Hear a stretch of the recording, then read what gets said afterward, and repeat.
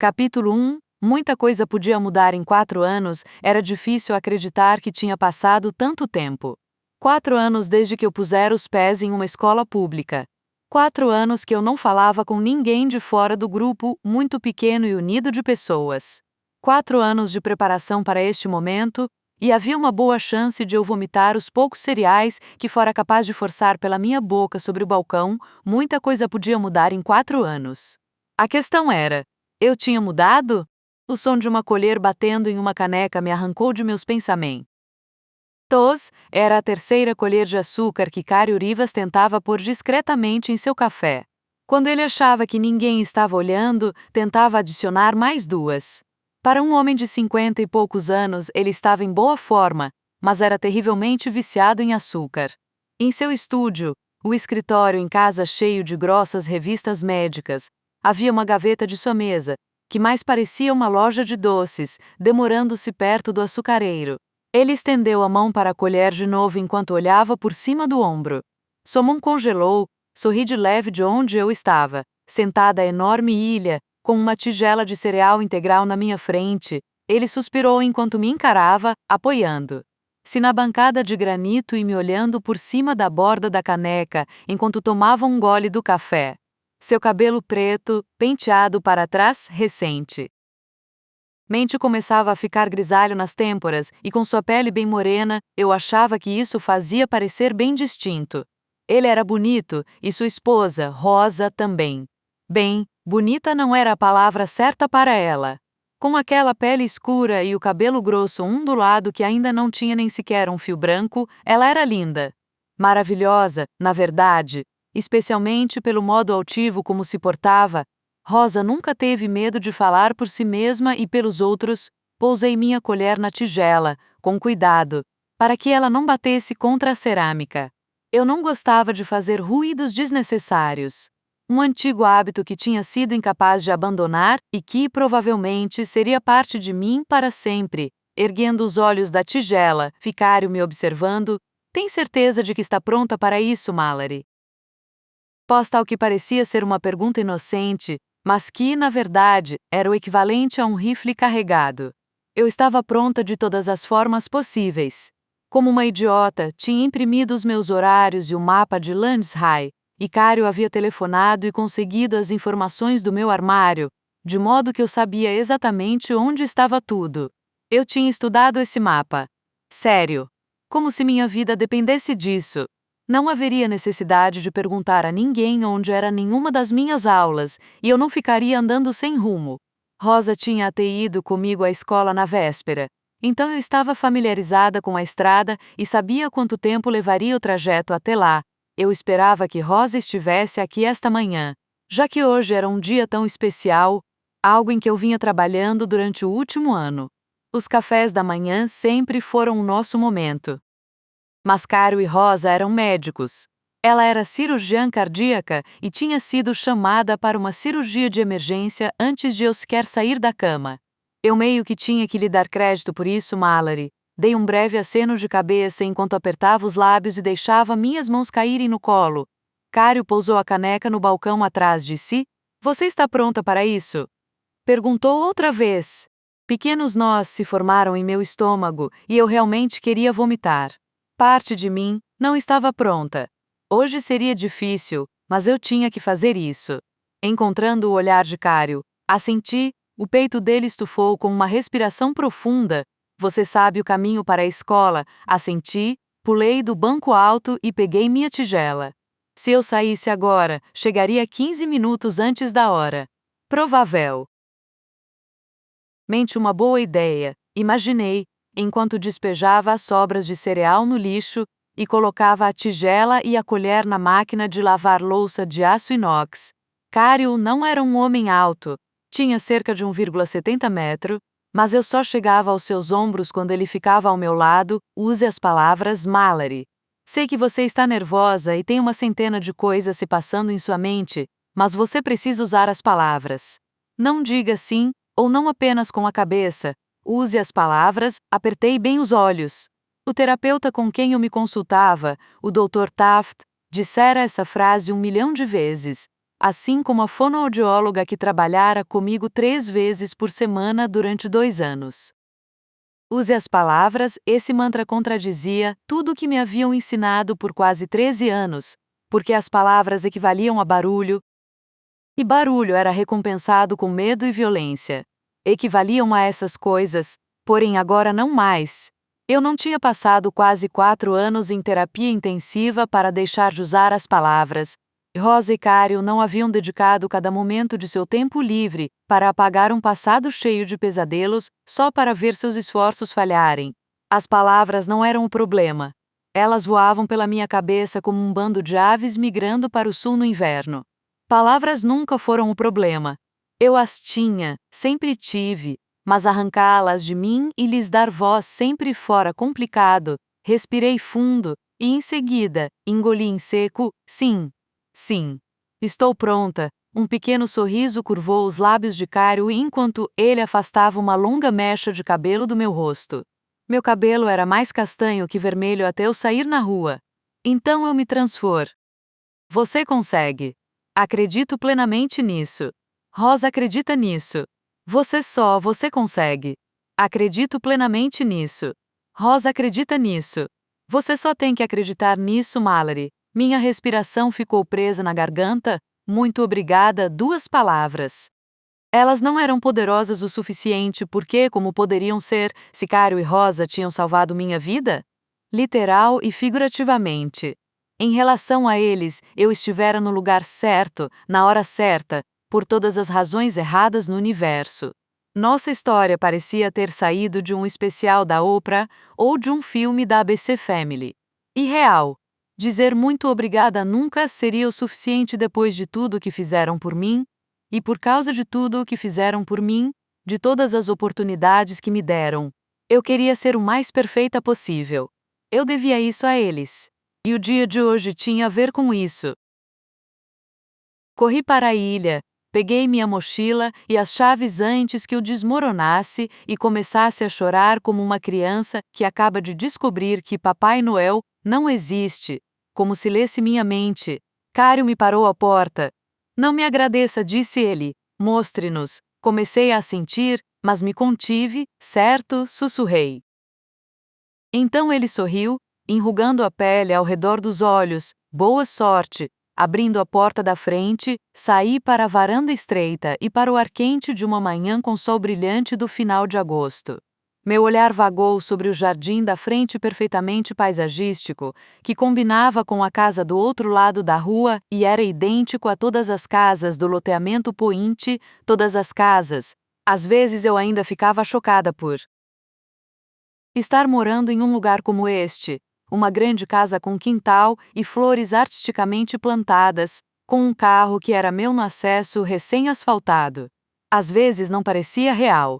Como se eu fosse acordar e estar de volta, balancei a cabeça, afastando esses pensamentos enquanto me aproximava do Honda Civic de uma década de uso. O carro havia pertencido à filha legítima de Rosa e Cário, um presente de formatura do ensino médio, dado a Marquette antes de ela ir para a faculdade estudar a fim de se tornar médica, como eles. Filha legítima? O Dr. Taft sempre me corrigia quando eu me referia a Marquette desse jeito, porque ele acreditava que isso, de alguma forma, diminuía o meu significado para Cário e Rosa. Eu esperava que ele estivesse certo, porque alguns dias eu me sentia como a grande casa com o jardim bem cuidado, alguns dias eu não me sentia real. Marquette nunca foi para a faculdade. Aneurisma. Estava ali num minuto, e no instante seguinte partiu, e ninguém pôde fazer nada. Eu imaginava que isso era algo com que Rosa e Cário sempre tinham lutado. Eles salvaram tantas vidas, mas não conseguiram salvar a mais importante. Era um pouco estranho que o carro fosse meu agora, como se eu fosse uma espécie de filha substituta. Eles nunca me fizeram sentir desse jeito e eu nunca diria isso a eles, mas ainda assim, quando eu estava atrás do volante, não podia deixar de pensar em Marquette. Acomodei minha bolsa no banco do passageiro. Meu olhar deslizou pelo interior do carro, pousando sobre o reflexo dos meus olhos no retrovisor. Eles estavam muito arregalados. Eu parecia um cervo prestes a ser abatido, se cervos tivessem olhos azuis, mas isso não importa. A pele ao redor dos meus olhos estava pálida, as sobrancelhas contraídas. Eu suspiro. Não era suspiro, não era assim que eu queria parecer no meu primeiro dia de aula. Comecei a olhar para longe, mas o medalhão de prata pendurado no retrovisor roubava minha atenção. Não era muito maior que uma moeda de 25 centavos. Havia um homem de barba gravado em alto relevo dentro daquela medalha oval. Ele estava escrevendo em um livro com uma pena. Acima dele estavam as palavras São Lucas e abaixo, rogai por nós. São Lucas era o padroeiro dos médicos. O colar tinha pertencido a Rosa. Sua mãe me dera quando ela entrou para a faculdade de medicina, e Rosa o dera a mim quando falei que estava pronta para ir à escola pública no último ano. Imaginei que ela o dera a Marquete em algum momento, mas não perguntei. Acho que havia uma parte de Rosa e Cário que esperava que eu seguisse seus passos como Marquete estava planejando fazer. Mas tornar-se cirurgião requer assertividade, confiança e uma personalidade quase destemida, 3 características que literalmente ninguém jamais usaria para me descrever. Cário e Rosa sabiam disso, então estavam me empurrando mais na direção da pesquisa, uma vez que, de acordo com eles, em meus anos de educação em casa, eu havia demonstrado a mesma aptidão para as ciências que Marquete. Embora eu não tenha protestado, passar todo o tempo estudando micróbios ou células soava tão interessante quanto ficar para sempre repintando de branco as paredes do meu quarto. Mas eu não tinha ideia do que queria além de ir para a faculdade, porque, até Rosa e Cário entrarem na minha vida, a faculdade nunca fizera parte da equação. O trajeto até a Lands High levou exatamente 18 minutos, como eu esperava. No momento que o edifício de tijolos de 3 andares apareceu para além dos campos de beisebol e futebol, fiquei tensa, como se uma bola de beisebol, extremamente rápida, viesse na direção do meu rosto e eu houvesse esquecido a luva. Meu estômago embrulhou e minhas mãos apertaram o volante. A escola era enorme e relativamente nova. Seu site dizia que havia sido construída na década de 1990 e, em comparação com outras escolas, ainda reluzia e era enorme. Passei pelos ônibus que manobravam para deixar os passageiros e segui outro carro ao redor da vasta estrutura, na direção de um estacionamento do tamanho de um shopping. Estacionar não foi difícil e eu estava um pouco adiantada, então usei aqueles 15 minutos para fazer uma espécie de afirmação diária, uma coisa meio cafona, meio vergonhosa. Eu posso fazer isso. Eu vou conseguir. De novo e de novo, eu repetia essas palavras enquanto saía do Honda, jogando minha mochila nova sobre o ombro. Meu coração batia tão forte e tão rápido que achei que ia vomitar enquanto olhava ao meu redor, observando o mar de corpos que fluía em direção à passarela, que levava à entrada dos fundos da Lands High. Diferentes feições, cores, formas e tamanhos me cumprimentavam. Por um momento, foi como se meu cérebro estivesse entrando em curto-circuito. Prendi a respiração. Olhos passavam por mim, alguns se detinham, outros seguiam adiante como se nem me tivessem notado parada ali, o que, de certo modo, era compreensível, porque eu estava acostumada a não ser nada mais que um fantasma. Minha mão tremeu na alça da mochila, e com a boca seca forcei minhas pernas a se moverem. Entrei naquela onda de pessoas, deslizando para junto delas. Eu me concentrei no rabo de cavalo louro da menina à minha frente. Meu olhar seu. Ela estava usando saia jeans e sandálias. Sandálias gladiadoras laranja brilhantes. Elas eram bonitas. Eu poderia dizer isso a ela. Começar uma conversa. O rabo de cavalo também era impressionante. Tinha um tufo no alto da cabeça, do tipo que eu nunca conseguiria fazer, mesmo depois de assistir a uma dúzia de tutoriais no YouTube. Sempre que tentei, parecia que minha cabeça era torta, mas eu não disse nada. Quando ergui os olhos, deparei com um garoto ao meu lado. Sua expressão era sonolenta. Ele não sorriu nem franziu a testa, nem fez nada além de voltar a atenção para o celular que tinha na mão.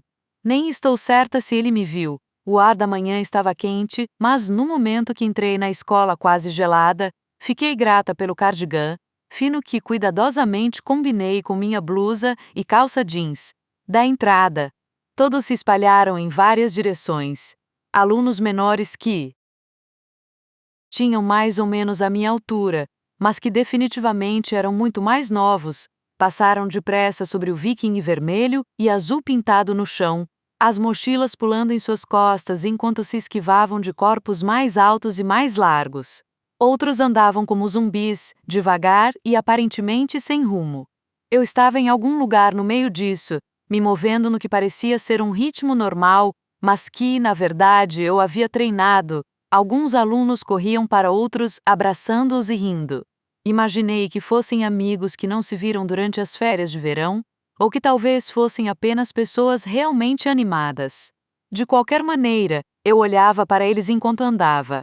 Vê-los me fez lembrar da minha amiga Ainsley. Como eu, ela havia estudado em casa, ainda estudava, mas se fosse diferente, imaginei que seríamos como essas crianças, pulando em direção uma à outra, indo. Ainsley provavelmente ainda estava na cama. Não que ela ficasse de preguiça o dia todo, mas porque nosso instrutor dava férias de verão um pouco diferentes. Ela ainda estava de férias, mas, quando seu ano começasse, suas horas de estudo seriam tão rigorosas e exaustivas quanto as minhas tinham sido. Saí de meu devaneio. Subi as escadas no final do amplo corredor, perto da entrada do refeitório. Só de estar ali perto, minha pulsação acelerou e meu estômago se retorceu de náuseas. Almoço. Oh, Deus, o que eu iria fazer com o almoço?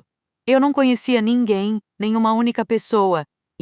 Eu me interrompi, incapaz de realmente pensar naquilo agora. Se fizesse isso, havia uma boa chance de me virar e correr de volta para a segurança do meu carro. Meu armário ficava no segundo andar, no meio do corredor, número 234. Eu o encontrei sem problemas e, bônus, ele se abriu na primeira tentativa. Torcendo a cintura, peguei um fichário que iria usar para as aulas da tarde e o pus na prateleira de cima. Ciente de que receberia livros enormes hoje, o armário ao lado do meu se fechou, fazendo com que eu saltasse tensa. Meu queixo se ergueu. Uma menina alta, de pele negra e tranças minúsculas em toda a cabeça, deu um sorriso rápido na minha direção. Oi, minha língua travou, e eu não consegui pronunciar aquela palavra pequena e estúpida antes de a menina com cabelo curto se virar e sair. Fracasso. Sentindo-me estúpida de 10 formas diferentes, revirei os olhos e fechei meu armário. Virando-me, meu olhar caiu nas costas de um cara que seguia na direção oposta. Meus músculos se tensionaram de novo enquanto eu olhava para ele. Eu nem sabia como ou porque acabei o observando. Talvez porque ele fosse uma cabeça mais alta do que qualquer um ao seu redor. E como uma completa maluca, eu não conseguia desviar os olhos. Ele tinha cabelo ondulado, algo entre castanho e preto, curto na nuca bronzeada e mais longo na parte de cima.